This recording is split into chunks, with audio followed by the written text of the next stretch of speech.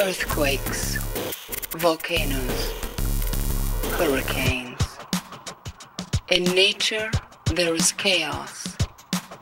Unexpected turbulence can strike when you least expect it. But how we handle these situations, whether with grace or with discord, can be the difference between life and death.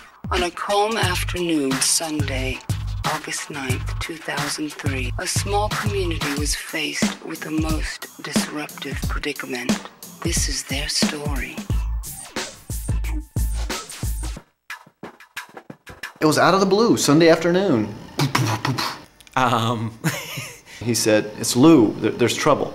The whole deal was just scary. Brushing my teeth, in my robe, just relaxing, and then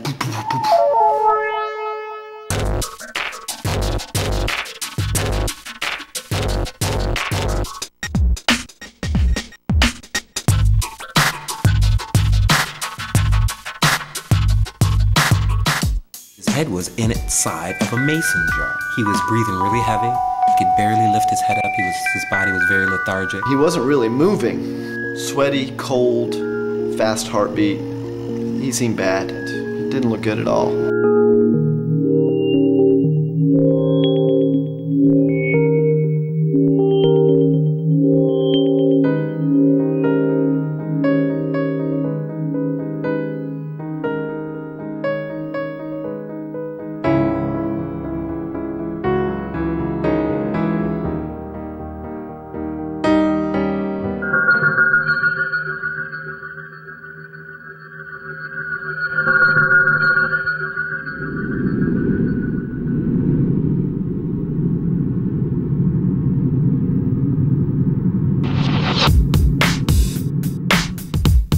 It was in a jar.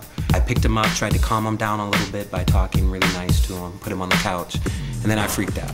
We couldn't get the jar off. I really didn't know what to do. I just didn't think that we were gonna do this. I've had so little confidence, you know. We could get his head into the jar, we could get it out.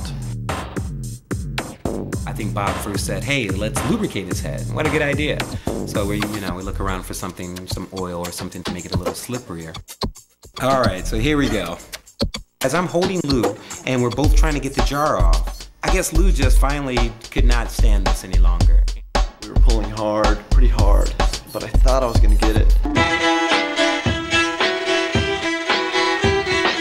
Jumped out of our hands, leaped into the air, landed on the ground, head first with the jar, and it smashes.